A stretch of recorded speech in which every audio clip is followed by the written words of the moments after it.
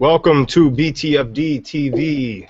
This is Calibrated Confidence Corner, and I'm airing at a special time right now. I'm still going to be on again at 9 o'clock tonight, but right now I'm just doing it at 6 o'clock. You know, the guys from Sang Lucci are here. Anad's stopping in. He had quite the fantastic friggin' trade as of late, and just out of interest, I wanted to ask him a bit about it. So, Anad, why don't you just give me a little intro, man? I mean, how much did you guys actually end up booking, and what was your max on it? All right, so basically, I mean, the specs on the trade overall, we pulled in about 450, 475 grand on long every single one of the financials, and most of the exposure was on Bank of America and Goldman Sachs. Most of the exposure was there on Bank of America and Goldman Sachs. You know the guys from Sang Lucci are here. Oh, you got the Sang on in the background. Yeah. So this trade wasn't in one option. This was across the board. You know, this was a broad play that you guys had planned out.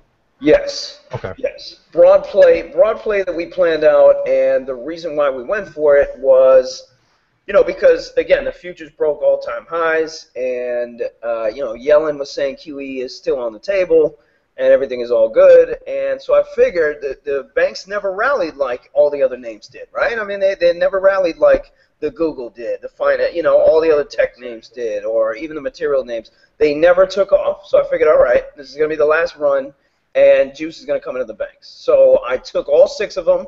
I went basket long, but I used the December monthlies. I didn't use the weeklies like, you know, like I usually use. So I used the December monthlies for every single one of the positions, except for 2, which I used December weeklies on. But yeah, that was about it, man. That was about it. Why'd you take December's instead of like January? Was there just more time volume or time volatility there? Yeah. So I mean, to be honest, like when I was making that money back in 2009, remember the weeklies hadn't even come out yet. Yep. They hadn't even come out yet. So stocks would take longer to move. And even now, you know, some of the real big money, like, you know, you see Priceline run for 100 points. If you can catch that with you know, a good, let's say 3 weeks out option or a month out option, you know, you're making way more than, you know, trying to plug away on a day trade on a weekly basis, simply because you can't get the size in the weeklies that you want. You don't have the time to build that size like that. You don't. You really don't. So that's one of the reasons why this time around I went with these December monthlies instead of the weeklies that I usually just sling. However, if I bought those Bank of America weeklies, bro, shit, man. Shit, man. You know, I keep an eye on a few of these financials too, and I just watch a few select ones and then some regionals, and you know, something like M&T Bank. I mean, they were getting hammered compared to the key banks, the J.P. Morgans, the First Niagaras. Yeah. So you were just sticking with the big names, the Goldman, the JPs, the BACs. Because again, like you can't, like if you look at the options chain on freaking MTB or whatever that other one is, Fifth Third Bank. First Niagara. Yeah, you know, and all these banks, like if you look at the options chain, you're not going to be able to get squat, you know.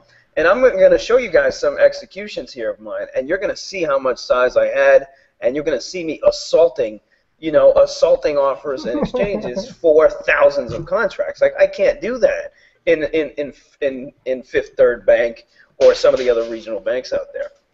You know, I can't do that because as soon as I do that, that's it. Everybody knows about it. It's on the wires everywhere. And, you know, I'm going to get front run, or the market maker is going to come out and destroy me, or, you know, other things are going to happen. So I got to play the bigger names where, you know, I can at least hide to some extent. Well, and if I remember correctly, you guys were talking about saying, you know, kind of going off the Fed news and stuff like that, and you know, obviously those guys are going to be responding a lot more to what's going on with Yellen and anything that was going on with FOMC. Is that why you closed it so soon? You weren't going to try to hold this through FOMC? This is what happened. This is what happened, man. This is what happened. Like I was going to hold through FOMC actually, and if you look at the action on the banks today. You know, they didn't really sell off. If you take a look at this Bank of America, she's still over $15. So, you know, I still think the whole trade as a swing is still intact. And my intentions was to hold it until the end of the month, man. That was my intention. That was my intention. But on Friday, was it Friday? What day was it? What day was it when the banks pulled back aggressively here? And it was the icon comments, man. It was the icon comments. Yeah, it was yesterday. that day when Carl Icahn, said whatever the hell he said at that conference, and said, okay, markets should pull back, or earnings are a mirage, or whatever the hell he said. That's what he said. My Bank of America, like, these things tanked. They absolutely tanked, and that's when I just saw money just disappearing out of my account. So psychologically, that day messed the whole thing up, messed me up completely, and I'm out of the trade. This was something that I intended to stick around until even December with, because I had assumed that my options would go into the money and I would continue getting the premium gain on it, and I couldn't do it. That day destroyed me. That day destroyed me. And you want to know what happened? My P&L for just that day was up maybe $430,000. And that was after being up 100. So we were up like probably 700 to 800 grand on the position, Mm-hmm. And then those comments came out. All of a sudden, these things just started tanking, and the bid dropped out on all of my options. And I'm sitting there with thousands of contracts. So what am I going to do? What am I going to do? I'm going to assault this bid and destroy this thing. Like I couldn't do it. I couldn't move. And I'm looking at my P&L of 430 grand go down to $50,000. Oh, fuck, man. $50,000, man. That's how disgusting it was. And you know what sucked about it, too? That came out, it was Monday afternoon, and the market was moving like 15 minutes before that hit from Benzinga, because that's when I got it, was like around 3:09. There was 3 separate comments. Right. And that delay was just killing it, but I did see that shit fly out. So, after having those run-ups like that, like that psychological level had to be intense. Like, how do you keep yourself like in check with the euphoria or like your ego and shit when you're going to bed at night? That's the problem. I mean, my ego was there. I didn't want to sell out of anything. Goldman Sachs was riding highs, and all of a sudden, what it is you get married to those numbers, right? And I'm looking at my P&L. I'm looking at my P&L, and I'm up stacks, man, and I'm waiting for me to be up 7 figures, right? I'm waiting for that $1 million because I know it's coming. And guess what? That shakeout happened. I got out, and the next day, Bank of America went up another 20 cents, and Goldman Sachs hit new highs, and J.P. Morgan hit new highs. And it was a shakeout. There's some bullshit comments here, but at the end of the day, when you're looking at your P&L, you start to grow accustomed to it. You start to like it. You start to enjoy it. You start to live it even. And we're sitting there all day. I'm just sitting there staring at that P&L. I'm like, yes, this is what I'm going to close out the month on. And then all of a sudden, boom, it disappears. You react a fraction of a second later than you should, and that fraction of a second costs you everything. And then no longer are you looking at the trade, which I should have been doing. But you're just being motivated by the money. Mm-hmm. And when you get motivated by the money, that's when the bad decisions start coming out. I remember you writing a really fantastic piece about something like that a few months ago. You were just talking about like the trader lifestyle and some of the things that go on with, spending money and flying first class and doing all this stuff. And it seems like you kind of got that shit in check then, it kind of helps to write that stuff. Overall, since we moved out here to New York and everything, like I've definitely gotten a lot of that in check. I'm still reckless, though. Don't get me wrong, man. My brother did some calculations. My brother is my accountant, right? So he pulled all this information from my credit cards, and he was like, all right, listen, this is how much you spent on cabs. This is how much you spent on food, on dinner, which is dinner dates randomly in the city, and then this is how much you spent on drinks. And it totaled like maybe $5,500, 5.5K. $5,000 on cabs, drinks, dinners, in the city in 1 month, In a month? In a month, bro. Holy shit. Jeez, son. Well, when you guys work that hard, I guess you got to relax sometimes too, right? But then there's extremes, And in this city, it's just part of the culture, It's like, oh, I got to go here for this. I got to go here for this. You take a cab everywhere. You're drinking everywhere. You're going to happy hour, and then all of a sudden you're coming home at 4 o'clock in the morning. You look at your bank account the next day. You're like, what just happened? and that's New York. But I'm taming it down. I'm toning it down. Well, it's funny because it does. I remember when you had that whole Amazon issue. I think it was Amazon when you sold out in the morning or something. You guys just closed out a position, and then this thing just started moving against you heavy and. Yeah. That was kind of a time to kind of go out, relax, do your thing, whatever. But it seems like now, after this big win, you guys are staying in. You're staying focused. Are you Yeah. still going to get really active and try to trade the market you see, or just based on your past perceptions, you think you might kind of step back a little bit? And... You know what? I think at the height, at the peak of my trading this year, in July when I hit like 1.7 or 2 million, I just went on a miserable streak, and that was just promoted by my attitude. It was like it was kind of like my arrogance, so to speak, and that ego is always going to be there because that ego is what gets you to where you need to be, but there has to be some mechanism that controls that ego, so you have to be okay with certain things. So for me, it's like I'm cool ditching the whole month and even the rest of the year after this trade. I'm totally cool with it, but if something really good comes up, I'll hang around and I'll trade some things here and there, but I'm not screaming to make money before the close of the year. Plus, trading has been really tough. It's been really tough since July. It's been extremely tough for a lot of people. I was actually going to say August. After we started having all those exchange issues, shit just got real weird real quick. Exactly. It is absurd how difficult things became.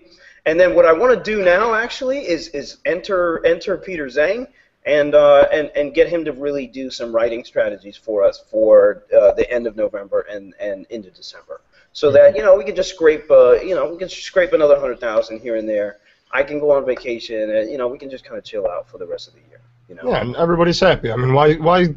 And that's part of the problem I think with the street and with a lot of the culture that ends up sucking you in is everybody. You have to have this ego of you are the best in order to get through the day and to do your trading. But then when you're talking with your buddies, you have to keep that shit in check. Yeah. And then even on top of that, after you hit your comfort level, it's just a matter of, okay, do I want to chase for a little bit more and act like I'm the shit and actually prove it? Right. Or do I just kind of want to chill out, like my investors are happy, I'm happy, like let's just enjoy the happiness while it's here for now. Right.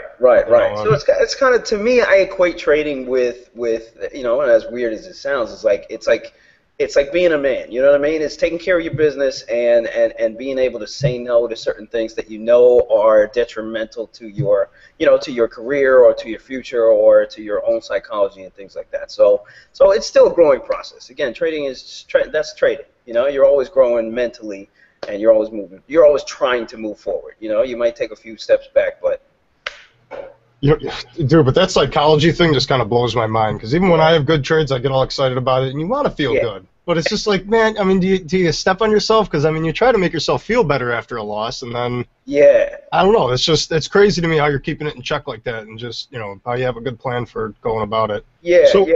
I mean, a lot of people say that, they can't believe, especially the guys that sit there in my chat room, there was everybody who was in my chat room. I'm on audio, so I'm mic'd into my chat room, and these people are seeing me up, hundreds of thousands of dollars, and then also seeing me lose hundreds of thousands of dollars, and they'll even stop trading because they've never seen that before, or they've never understood it before, or they've never understood that kind of risk before. And these people are even feeling worse than I am about what's going on. And I'm just like, listen, if you've done this, you've been there and everything, you know how it feels. Like, I know how being at rock bottom feels. I know how being on cloud 9 feels. I know it all. I've been through that whole broad spectrum, and you just kind of get used to it. You have that pain tolerance, and you have that tolerance for it. So that's it. You just keep going. So if I take a hit, I'm coming back, baby. You know I'm coming back, man. And it's still kind of weird because you're out there, you willfully put yourself in front of everybody, and everybody's going to have comments. Everybody's an armchair quarterback. I do it with people too. I run my mouth against guys that put themselves out there. But, how do you just like ignore, what some people say sometimes, like if there's really negative comments or shit you don't want to be exposed to? It's just like, dude, I can't hear that right now, man. In July and August, when I was going through that bad streak, that numerology stuff, I felt like I was the only person on Twitter, literally. And again, like, I'm not, it's not like I got 10,000 followers or whatever, but you got enough people barking in your ear. Yeah, but I felt like I was the only person there, putting it out there and putting my misery and the stuff that was going on, out there for everybody to see. And it's not enough that you put it out there. Like, people really have to slam, like they slam you, you know, and again, you're typing on your keyboard because you're not seeing that person in the face. If you saw me on the street, you wouldn't say that to my face. You wouldn't say some of these things to my, you know, you wouldn't say that. And it really got to me, you know, those 2 months. There was a couple people that I got into like Twitter beefs with, you know, which was the dumbest thing I could have done because, you know, engaging any of this stuff is the most ridiculous thing ever. You know, but I did, and you know that adds to your destruction, so to speak, because now you're just fighting a battle that you can't win, and it makes no sense. And again, like you got to be a man, you got to step up and say, hey, you know what? I don't want a part of this. You can talk shit, you can say whatever you want, but I'm still gonna do me, and I'm still going to, you know, and I'll just get through this, you know. But a lot of that stuff, it really hit me hard. There was a lot of people saying horrible things. Like horrible things, and I was like, what, really? Like, do I suck? I even have to ask myself that. Like, do I suck as a trader? Like, come on, you know? And that's Twitter, though. That's Twitter, and that's social networks. It's all bullshit, man. Dude, I just logged into my PlayStation, the new one, the PS4, and they asked immediately to share everything, just like Facebook notifications and just like that. So they check it all. As soon as you get a little trophy, share it online. As soon as you do this, share it online. Everybody, you know, is just in that kind of mix, and everybody is just talking about what you're doing and everything. It's weird. It's a weird place we're in right now. You know, I can't really explain it, but that's why I'm always amazed that everybody can find who they find on Twitter and still get along. Let me skirt back then. I mean, that was a great tangent, but I kind of want to get back to some of your trade stuff because I want to figure out a little bit more, like on some specifics. Like, did you? Now, this was a long-term trade. Is this something you did over a few months, a few weeks? No, man. Did this just luck out for you? Was it something you threw on, you know, last week? Let me show you guys. So yeah, I have these things. Yeah, I have these things prepared for you. So this is this is an Excel thing that I printed out, and I just kind of manipulated a little bit to show you some of the trades here. And then I'm also going to show you some trade executions. Can you see this right now, bro? Yes, I can. It's coming up. I will let you know if anything goes haywire. So if you don't hear anything from me, assume we're good. Okay, great. So this is like an aggregate show. Basically, I'll just showcase this Bank of America. I got into it on November 8th. So this was the first day that I got into it, and that day, this is what I bought. You know, I bought 6,000 contracts on that day, and it kept adding, and it kept adding. And if you'll notice, my cost over here was around 11 cents, 14 cents, 14 cents. And this is where I'm selling everything that I had. Now, keep in mind, this day that we sold out of panic. We sold out of panic. That option was worth about 44 cents at the high. Ooh. At the high, it was worth about 44 cents. So you do the math, 10 cents times what? 14,000 contracts. That's 140 grand right there. You know, that's 140 grand right there that disappeared in potential profits. So again, this is what we sold for, and we bought in. There was maybe about 180,000 of leverage there. So we more than doubled our money on Bank of America, and it was similar, you know, on Goldman Sachs and everything. But the money that was on the table, you know, beyond that, and again, guys, I sold out of complete panic. And I couldn't find a buyer. I couldn't find a buyer all the way down. As soon as I lost a 40 bid on this option, I couldn't find a buyer until 31. Until 31. And remember, Bank of America is thick. It is super thick. And you know, when you lose a buyer like that and everybody is panicking, everybody's trying to hit a bid at the same time. And let me go ahead and show you some. So these are actual executions here. Who's what's that Lampo exchange I see? Okay, yeah, so I'll explain that right now. So guys, this is from, again, this is from the start. So you'll see this is quantity right here. So these are the number of contracts that this is the order size that I'm sending out there. And I'll jump around on different exchanges. And guys, again, like a lot of people wouldn't want to divulge this information because, again, if these exchanges know you're attacking their, you know, their bid and offer, you know, there's a lot of tricky stuff that these guys do, market makers especially. But you'll see, again, these are my orders here. This is how I start getting in, and you can see me just buying everything. And look at how many orders this is. All right, this is all just me buying 11 and 12 cents on different exchanges. So the reason why I do that is that again, like I want to go directly to that particular exchange. I want to get a fill directly on that exchange, simply because you know, that way I don't have to sit on a book on the bid. It's a type spread on Bank of America. Plus, I'll get fees back, rebates back, and things like that if I use certain exchanges. Like Amex gives me good fills, and things like that. But Bank of America, again, is very thick. But look at all this, guys. This is me for hundreds of contracts here. All right, I was most of the volume in this option. I was literally most of the volume in this particular option. And there was guys on Twitter that were saying, yo, there's so much volume going on in Bank of America. Every time they said that, that was all me. All those contracts and all that volume was literally me. Let me, can I just interrupt you really quick? Is there, yeah, sure. any of these exchanges, did you find any of them were weaker when you were trying to execute? Did you find any market makers that were maybe quick to catch on to maybe perhaps what you were doing, or Yes, absolutely. did you have different dynamics and issues on them? It'd be kind of cool if you could expand on any of them. If not, I totally understand. Absolutely. So what happens with Bank of America, and again, you got to realize, like, and for the viewers out there and everything, you really have to understand that everything these days is computerized. I'm going to give you an example, and I'm actually going to pull up that particular option and just take a look at a level 2 here, just to show you a little bit better of what it looks like. So give me a second. Let me pull this up. Go right ahead. I'm getting a lot of good feedback from people too. They're liking your material and the way you're doing it. So here's an example. Here's a level 2, right, of this Bank of America. Okay. So what you're going to see on it. Remember, the market's closed right now, so you're not seeing a lot of volume.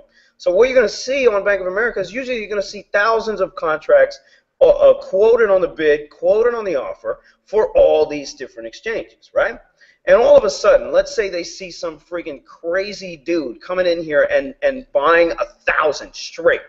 Okay, what's going to happen is let's say I hop through the bid offer spread and I buy 42. Let's say I buy 1,000 contracts on Amex at 42 cents, right? As soon as I send that order, every single one of these exchanges is gonna lower the amount of contracts that they're offering. They're going to lower immediately the amount of contracts they're offering. So if there was 9,000 total on all these 7 exchanges, and I bought 1,000 straight, every single one of those exchanges is going to lower the liquidity because they're like, oh, whoa. Why is somebody buying 1,000 right here? Let's go back and pull back that liquidity because we might get screwed on this. Again, they always try to understand when there's a big alpha move and when they need to step out of the way. So oftentimes, Garrett, I'll need to pay up for it. I'll be the only one taking all that offers, and then all of a sudden there's no more liquidity for me to buy. The market makers, the programs, will step back a cent. So now instead of 42, I gotta buy 43. I might have to buy 44, even though there's really no move on the stock. It's just like that in the options. So again, if they see demand heating up for the options, they'll pull back that liquidity, make you pay up for it, even though the stock has done nothing. So that's one of the things that happens when I go in, aggressively to these things. Now, have you ever come across anything like with robots coming into the order book and just kind of keeping the market really wide, or dicking around on price levels? Because I bitch about it usually in SPY, and I know SPY is a really popular one as opposed to any one of these BAC options, but you'll see guys coming in and just sitting with size 17 cents out. And they'll just always keep it that far out. Or if the market starts dropping, all of a sudden you'll see that size go to the top of the book, and they'll just hang like a penny or two out. Have you, at any point during this trading, when you were getting more aggressive overall, did you ever see any of these guys trying to come back and play games with you, other than just yanking their bids like that? I mean, oftentimes on names like, in particular, on names like this Bank of America, it's too thick for them to play games like that. Mm-hmm. I'll see that a lot on illiquid names. I will see that a lot on illiquid names. That happens every day on some of the crap that I trade. It is unbelievable how smart they are, how adaptive they are. How they understand the intellect or mind of the regular retail guy. It is amazing what these guys can do. Oh, it's insane. And the fact that for the most part, I mean, these market makers are pretty much fluid across the board, aside from maybe some issues with pricing volatility or whatever, but they're still pretty. So I want to show you one more thing. I want to show you. Yeah, go on. Where I got out of most of that size on November 18th when the crash started to happen. And I want to show you the fills and how I was just aggressively just destroying every single bid that I could get. and how it just wasted me. It completely wasted me. So I really want to show you guys this. So hang on one second. I'm going to screen share again. All right, so this is November 18th. This is at 11 o'clock. And remember, this was a little bit before. I was actually taking small profits, 38, 41 cents. I was just taking slow profits. And then all of a sudden, okay, I think the best fill I got maybe was 43 cents, somewhere around there, right? And then I let it go for a couple hours. I had 1,000 contracts left. I think I had a little bit more than that. And then all of a sudden, my bid disappeared, okay? My bid disappeared. You can see I'm getting fills here for 37 cents and just for a little bit. So this is when I turned over to Pete. I was like, dude, get us out. Get us out and get us out right now, because I had to manage all this other stuff. And now watch these bids. So you go 37, 36, 35, 33, and notice all this is 100, 100, 100, 100, 100. We have thousands of contracts, okay?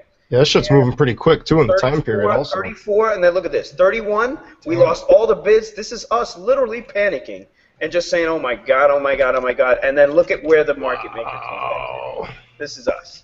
This is us taking crap fill at 30 cents, you know? That's amazing to actually just kind of see the breakdown like that. That's nuts. You guys, you're active, bro. It hurt, Garrett. It hurt. That money just sapped out of my bank, of my P&L, and it hurt, man. It hurt. What, to see that, like the way it came down. Oh my God, man. Oh my God.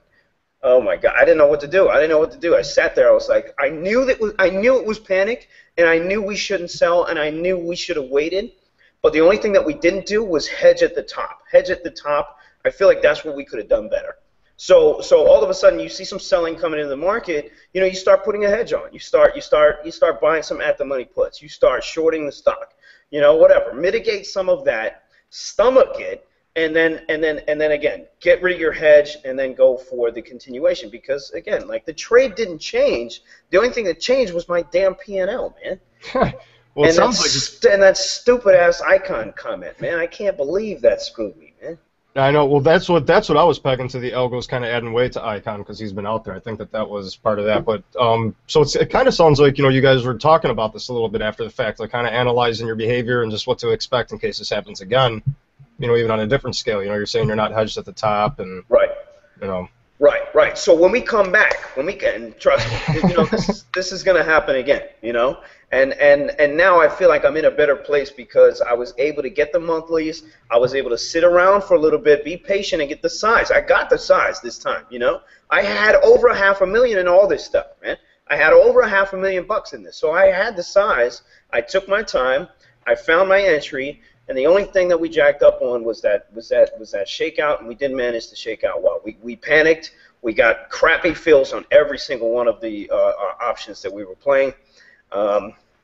You know, and instead of coming out with 800 grand, we came out with 450, 475, which is good, you know. But again, this is trading. You know what I mean? You're trying to win. You're trying to make good decisions. You're trying to, you know, get better and all that kind of stuff. So the $1 million trade was there. It was there. It was there all day. It was there. You know, the money was on the table, and I came closer to it than I ever have before. So I'm happy. I'm happy about it, and you know, I know the next one is going to come around. I'm waiting to short the piss out of everything, you know, and hopefully that'll be the day, you know. You know, so when you're looking to do that, because I wanted to short the shit out of everything a few months ago, and that wasn't the market I saw, and now I'm sitting here looking for a Santa rally and a Q1 rally. I see it, dude. I think that's what happened in August and July. You know, I was trying to short everything. I think that's, you know, I just got stuck in that mode or something. I don't know. I was shorting everything, and I was just getting my ass kicked. And I think even now, for the last 3 days, you know, you'll see this weakness off the open, and then all of a sudden, you know, just buyers will come right back. It's just such an exhausted market. But the problem is your entry is not going to be perfect. Your entry is not going to be perfect, and that's the problem with shorting in and of itself. You know, especially in a highly, you know, a very high bullish market. You know, and finding the right entry, it's freaking complicated, man, for that kind of short. You know, because you don't know when it's all going to stop. And even today, Bullard came out and said, QE, we're going to taper. We're going to taper as soon as December, right? And then we sell off, right? And then the comments come. We didn't even sell off on that, right? FOMC comes out and you know, whatever. and then we dumped down to 178. But even then, like, what sold off? Priceline was still up to 30 points. Like, you know, so when are you going to get that juice? When are the institutions going to start selling? When are they going to start selling? You know, and that's really the only question. That's why I'm waiting for those margin calls, man. We can have those checks. I know exactly. I keep hammering it, and it sounds so infantile, but I really think that that's a major issue. Is a lot of people are sitting on borrowed capital that has exposure to this market. Plus, you have computers that aren't. You're not sending post no preference blind limit orders into Harley Davidson because you want to get a good execution on a 4-year investment. Yeah. You're doing it so you can use that order. Now, speaking of orders, the trading that you guys are doing, this is I've seen you doing it human, but do you guys have any? Are you using any different kind of order types outside of like limit and market? Can you expand on that, or are you using machines at all? I haven't yet, and one of the reasons why we're working very very closely with Hein Bodig is that so we can start taking advantage of those orders, because there's a lot of benefits to using some of those order types. There's a lot of benefits, sneaky things, you know, that you can really do to create the size that I get, and I'm gonna have to no matter what. I mean, dude, I had 14,000 contracts of Bank of America, you know. 14,000 contracts of this thing, and then, you know, I wanted more at some point, you know, 20,000, 30,000 contracts. To develop that big of a position, there's 2 ways you can go about it. Number one, you be sneaky about it, you know, and try to procure the size that you need from different places. Or number 2, you send that order to the institutions or to your guys on the floor, and they try to match up, you know, they try to match you up with the seller. And then you go at it like that, you know. So that's done off exchange, and then all of a sudden it just hits the tape, and then you'll see blam, 20,000 contracts, and then all of a sudden all the news wires will pick it up and say unusual activity and blah blah blah, you know. Yeah, and then it's just another bet. It's just another bet, and that's it. So you have 1 or 2, or the third. Whereas you buy like, and the third actually is where I'm at. You buy like a dumbass in front of everybody, and everybody knows what you're doing. And that's me right now. I mean, I can still make money off of it, but there's no way I'm going to be able to continue to do that. You know, the retail dumb flow, they know immediately what we're doing. They know immediately what we're doing, and most of those trades, they end up going against us real bad. So I can't keep taking 20,000 contracts on an offer or on a particular option, just taking liquidity here and there and not expect to be destroyed as a consequence. You know, that's going to end at some point.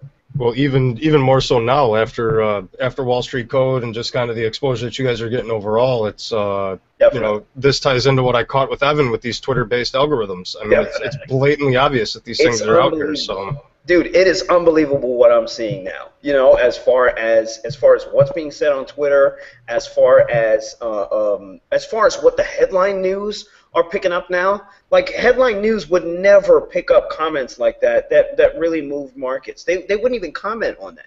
Now you're going to Market Watch and Business Insider, and literally when that Carl Icahn thing came out, he was top headline everywhere. And then it was like, oh, you know, people are angry about it, and people are actually talking about it now.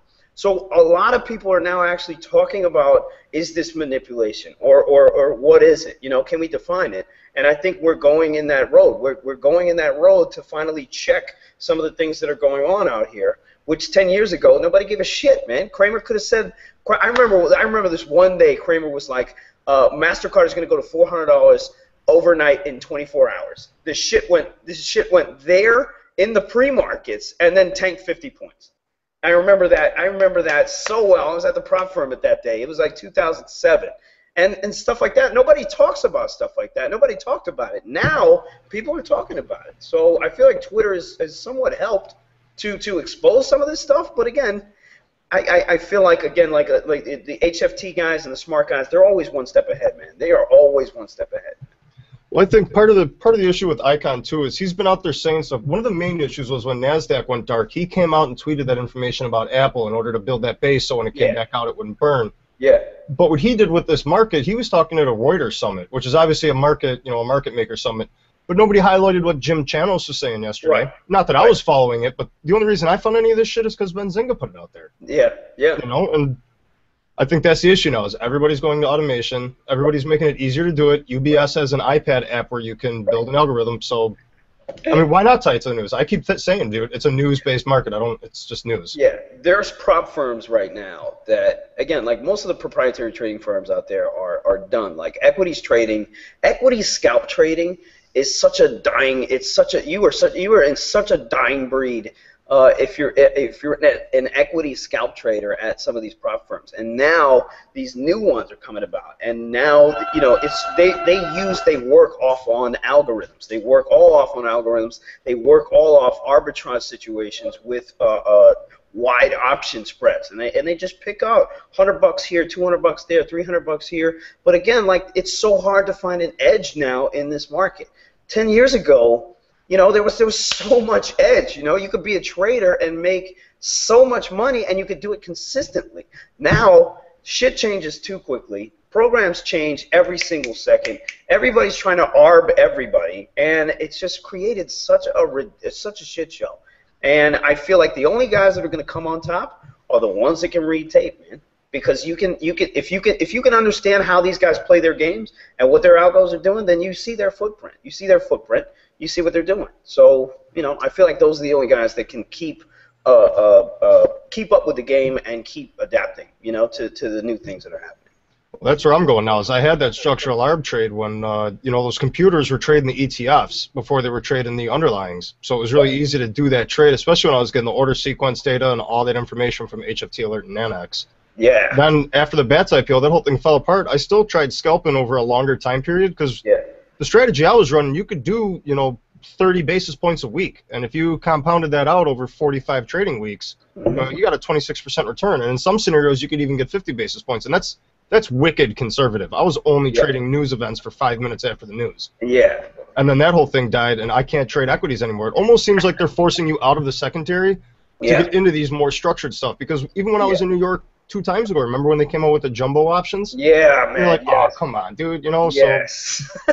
But that's why I'm getting into the options now. Is the equity, the scalping in the secondary market is just done. Yeah. Now you just got to go to the next level. And I think in 10 years I'll be trading, bonds or futures or some sort of crazy derivative if I can figure out how to do it. Yeah. So again, it's either you adapt with the times and you start using that stuff to your advantage, which is again why we brought Hyman, and he's been really able to help us in terms of microstructure and just showing us the other side, the other world, and how they use the data that we send out there, and how they use the flow that we send out there to trade against us, to immediately trade against us. I mean, guys, you know what the funniest thing is, though, man? And I'll probably get busted, or I'll probably get not busted, but somebody will probably talk some shit about it. But most prop firms, the people that they hire, 80% of these people, 90% of these people lose money every day on a daily basis, right? And all they do with that flow from their bullshit traders is trade against it. It's a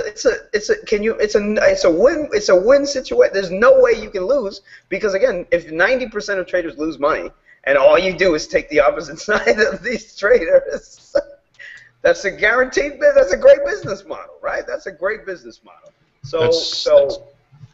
People like us, we believe in the dream. We want the dream of being able to make money and all that kind of stuff. And these people who allow us to do that, they trade right against us. They're betting against us. They're taking bets against us, which is ridiculous, But again, traders don't know that. Retail people don't know that. Nobody knows that, which is a shame. But even direct edge CEO doesn't know any of this stuff. I'm saying this because I was gonna, I've been telling people about Rule 606 and looking where your orders are getting routed to, who's doing what, who's buying your flow. And William O'Brien, I'm looking at it right here on November 14th. He goes, Public Rule 606 reports EdgeX is #1 exchange for retail brokerage limit flow in Q3. Most of these retail guys aren't choosing to go to EdgeX. Most of these, retail guys are trading through their platform who are just using a limit order and are unaware that this is just being routed to EdgeX. Right. Market orders get routed tonight, depending on who you're using. And so it is kind of funny because there's so many schematics now to the system that it's difficult to stay up on it and to really understand, the whole infrastructure. But there will always be an alpha trader. There will always be somebody like myself or somebody who's much better than me. There will always be that guy. You know, that guy who understands how it works, that guy who understands how to disrupt those algos and take advantage of them. So there's always a win or lose. There still always is a win or lose. You know, there still always is a small percentage of people that they understand the game, they know when to play, you know, and they know when market makers back away from a certain situation because they have no edge. You know, so as smart as these algos are, as smart as these HFT guys are, you got guys like me who don't know shit. You have guys like me who don't know shit, and I can still steal money from them. So let's go, baby. Well, because sometimes they're looking at different things, though. I mean, it depends where your focus is. If you're told to look around the room and find brown, and then the guy asked you, you know, how many people were, you know, how much red was there, you know, you're looking for brown, you're not looking for red. So that's part of keeping shit in check, and that's why, you know, with this trade, I'm going to be curious to kind of see what you go into next, or, you know, how your behavior carries out over the next few, you know, days here as you deal with it, because that's, you know, personally, I've never made an $800,000 trade. I don't know psychologically how I take that. I'd like to think I'd pretend like I've been there before, but I mean, that's a tough thing to take, dude, and to come back and, you know, only deal with making 200,000 on the next one or something. Dude, you know, and I'm gonna be honest, man. That July and that August, you know, and everybody saw it, you know, because again, I'm on Twitter every day. Like, even though I was getting my ass handed to me, I still put that P&L out there. It even hurt me to do so too, every single day, because I was like, every single day I put this out here. Oh my God, I'm gonna have to deal with this. I'm gonna have to read it. Oh my God, you know, because now not only do I suck, but now it's showcased that I suck, and now people are going to tell me that I suck, you know, and I already know that. I don't need you to tell me that.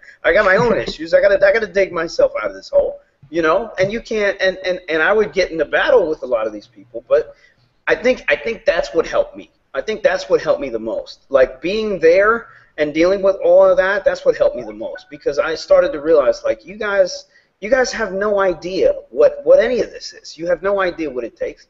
You've never made, you know, you've never put that kind of risk out there. You don't even know what my strategy is, you know, and you're just talking shit, you know, and you're just talking shit with a bunch of idiots. That's really all it was.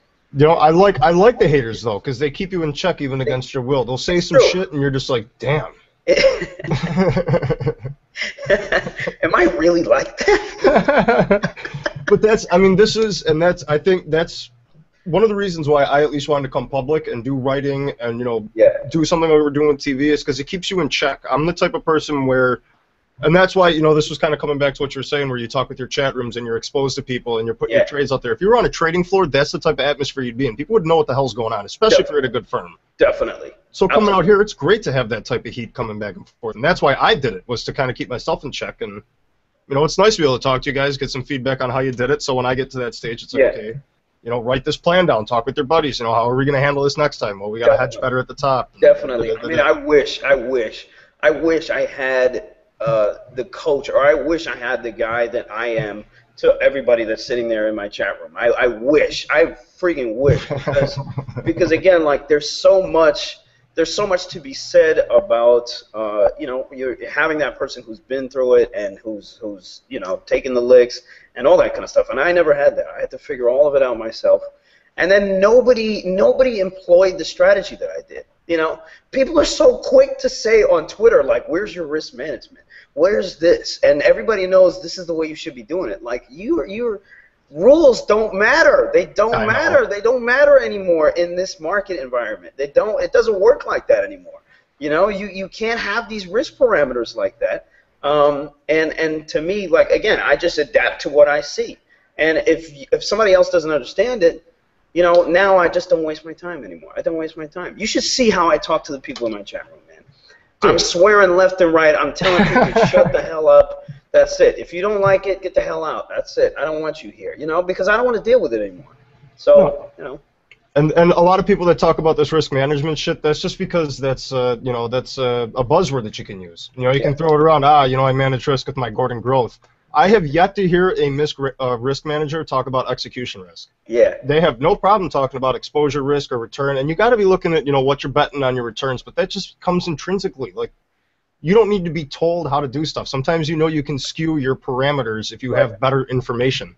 Right. You know what I mean? And that's where, I don't know, this whole armchairing other people's strategies is getting old. and there's too many of them. You know, No, there's way too too many many. strategies out there. There's too many personalities. There's way too much, and people need to just start realizing that. Again, the more they start understanding about microstructure, the more they start understanding about HFT. The more it's going to help them in this particular environment. You know, the old stuff, the technical analysis stuff, the cup and handle formations, the engulfing bullish candle formation, or whatever the hell that stuff is. That stuff it's outdated. It is outdated, and it doesn't provide the same returns that it did before. And you really got to adapt and try something different. And everything is a process. I mean, I make mistakes all the time. And that's it. You got to own up to it. A lot of it for me is just psychology, because to me, a trade is a trade. A trade is a trade. If I win, great. If I lose, whatever. So that's it. That's really it. Well, to kind of comment to that and then bring this back around to the trade, as far as techs go, I only use Fibonacci's, and I'll only use it now and again if there's a big momentum move, and that's what I used in Tesla and made that easy to snipe. So, what did you look for your entry points or for your price levels? Like, why did you choose to enter when you did, and what were you looking for to happen? Were you only playing like a bull move, and you weren't saying like, okay, look, these different guys are going to move $10, this one's going 15, or is it just like, the banks are just going to be moving, so I just want fucking exposure. Again, great question. So I always, my big picture moves and the swing trades that I go for are all based on broad big picture breakouts on the market. So if all of a sudden the S&P is going to move, let's say 300 handles, or if we just go to the SPY, if I can try to gauge a 3 to 5 point move on the SPY that is going to be a trend move, all I have to do is essentially find the right sector and find the right names to hop in. So again, all I did, and I've been watching the banks too completely. So I'll look for those patterns as well, and then just time them correctly with a big picture market move. So if you take a look at the Bank of America, if you take a look at a 6-month chart on a Bank of America, you'll see that from July, she's done nothing. She's sat around from 13.80 up to about $15, and she's just sat there in consolidation. She hasn't sold off. And then all of a sudden, it was just a matter of timing the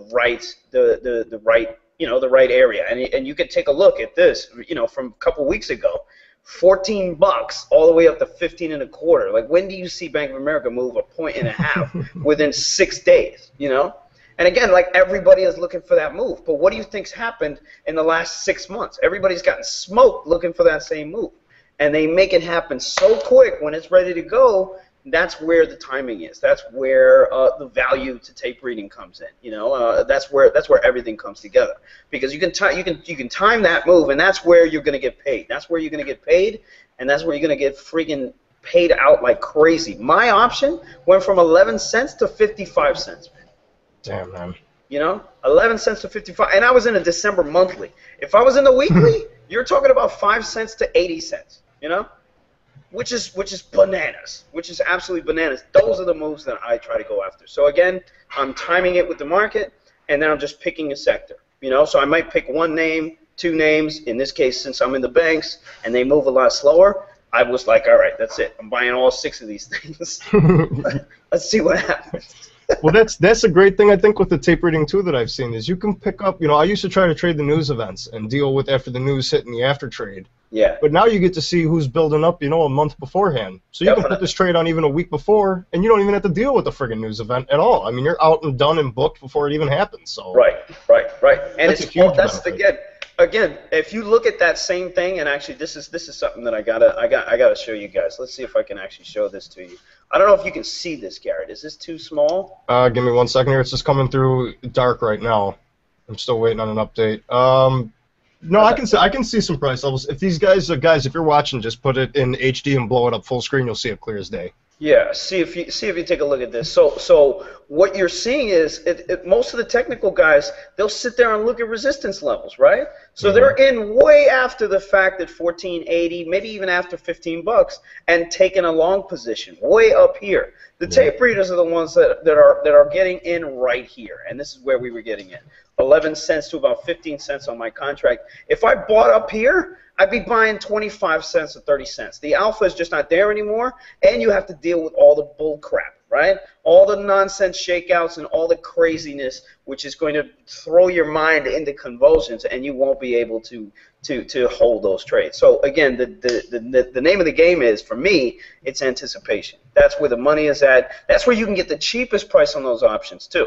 But again, for the retail trader who doesn't know what the hell he's doing, most of the time that they pay up for premium, or they pay 10 cents, or they pay $1 for something, that premium is going to zero, and you know it, and because they can't time it. They can't time it. So they'll go in something 9 times and get smoked. That 10th time, they're not going to be in it, and they're going to miss the move. Well, it's part of the distraction with it. Like you were saying, if you buy in at the top, you got to deal with this psychology of just the price movement and just getting dicked around. And that's part of it. Is you'll get in, then you'll get jerked around, you'll sell that. Now you're angry.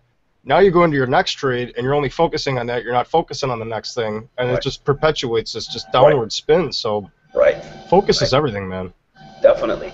So yeah, I mean, that's the trade in a nutshell here. I mean, I don't know if you want anything else on it, but that's basically it, man. Well, I'm trying to think here, so you don't have to put too much out there. But what's the next move? I mean, are you going to stay in banks? Like I've been talking about going into refiners because they're not in the news. I've been speaking to Tesla, but just to play the news. And then also, I'm looking at some frozen food shit like Tyson. I really wanted Tyson, and I liked the earnings call they had. I don't know why the hell you love that thing, man. Dude, because I just threw it out there, and they had a fantastic earnings call. 20% of their revenue is from new product that they're using, and they're doing great, dude. They're earning good capital.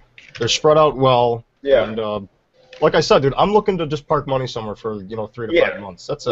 Right. My thing is short-term movement and a big picture outlook on where the indexes are. So if you look at what happened today, they threw out the taper back on the table. Like taper is back on the table right now. I don't think it is. I think that thing is. I don't care what Bullard said. I think that thing is. They're not touching it, man. And if that's the case, then they just got everybody short. They panicked everybody out of their longs, which they've done very well for the last 5 months, right? They've panicked everybody out of their longs by screaming out taper, by screaming out this, by screaming out that. And this is just going to be another one of those buy opportunities. And if it is, then you got another 6-7 points on Goldman Sachs. You got another 50-60 cents on Bank of America. You got another all that crap. There's a lot of money that are going into the bank. So if that's the case, I'll put that trade back on, baby. Yeah, I think there's a lot of money sitting out there, dude. It almost seems like every up and every down is almost manipulated or manufactured. It's always moving on news. Yeah. And you had Evans saying one thing, then you had Bullard saying another. These guys don't know what's up. And you got Yellen coming in who's just going to continue what Bernanke's doing. Right. So it's just speculation. And speculation right now, since we're so exhausted, it's enough to panic a lot of people. And there's a lot of people that are going short too early, and they're getting crushed. You don't hear about those people on Twitter. You don't hear about them at all. There's plenty of those people, and I'm not saying there's anything wrong with that. Shoot, it could have been you and me. You know what I mean? It could have been you and me. Dude, totally. So it is what it is. At some point, that trade is going to pay out, and I want to be there. I want to be there for that trade. When Priceline tanks 100 points in 5 days, that's me. That's me. That's all me. And I better be in there. So you're still going to focus on your individuals then and just keep your individual company watch list and watch that and maybe kind of hedge with the index? Because I'm away from trying to trade the index and go in specific now. Because, again, for me, I know these things. I know these stocks very well now, and they move enough that it's not a problem. I can always find the juice here. I just got to find it. Do you ever cycle them out though? Like during the year, I'll cycle in things like Best Buy or Walmart or Target, or GameStop, and then bring in like Vera. Not any of those names, but yeah, I've cycled in. Yeah, I've cycled in like a Microsoft. I've cycled in, like cyclical plays. Yeah, I've cycled in a couple of those as well because there's at some point, those things started moving. Like that GE, the Microsoft, these things have been moving like crazy. You never see GE put in a 50-cent move, much less a point move in a day. The day that you see GE putting in a point move higher, you got to start watching that thing. I might cycle in AIG here and there. She makes some wild moves sometimes. I'll throw in gold and silver. I'll throw those out too because they're such a hard trade, man. What, the actual the physical futures or just the exposure through like an ETF price? Crap ETFs, man. Yeah, that's what I do too. SOV, So and then I'll cycle in and out of Facebook because I hate that thing. I can't stand it either. That's why I think there's a great pair trade there to short Facebook and go long Twitter. There's a lot of value to Twitter depending on who's using it. But, dude, this thing has really done a lot as far as my career goes and who I've connected with in finance. Dude, you and me both, bro. It launched our whole careers, bro. This thing has been insane. But that's what makes me wonder is we have a society of people that don't really use this stuff that way. And then it almost seems like it's made for finance guys because there's a whole group of us that get together, use this thing appropriately. Yeah. And it's a great way to figure out how to trade or what trades to do or, like we said, interacting with people. It really helps you grow with them. Definitely. It's a very it's a very community-based tool that we can use. And it's the only one that has worked consistently. You know, it's the only one that has brought everybody together because you know how segregated we were. 5-6 years ago, everybody was using Yahoo message boards. People were using the freaking Seeking Alpha back rooms and all that stuff. Like there was no central place that everybody wanted to see what's going on, And Twitter was that, Stock Twitch, they almost had it. They almost had it. They ain't got shit no more. You remember AOL Instant Messenger and all that stuff and using those and man, all that stuff.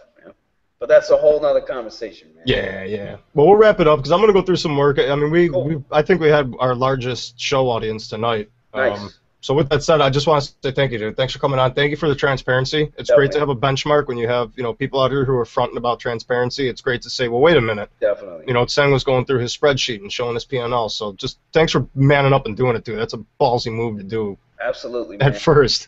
Absolutely, man. So. And again, I appreciate you coming on too, buddy. All right, bro. Till the next time, man. I'll see you soon, man. Yeah. So, are you guys doing another mailbag this week, or you already? I think we are doing another mailbag tomorrow, actually. So. And then scholarship. I got my handler, man. I got my handlers over here. Oh yeah, Charlie is gonna announce the winner to the scholarship on the mailbag. On the mailbag. Oh shit. All right, what's going on, Charlie? What up, man? Hey, just chilling, man. Had a good night of talking to Sang, and got to do my own show in about 2 hours. Love it, dude. Love it. Yeah, it's been good. So yeah, scholarship. We're gonna go ahead and announce the winner on the mailbag tomorrow, as well as take a bunch of questions too. So yeah, we'll be on tomorrow, man. All right, man. Well, I'll be watching. So thanks a lot again. I really appreciate you guys coming on and putting this shit out there. So take it easy. I'll talk to you guys later, guys. Watch Sang tomorrow, and I'll be back on in about 2 hours. So peace out, everybody.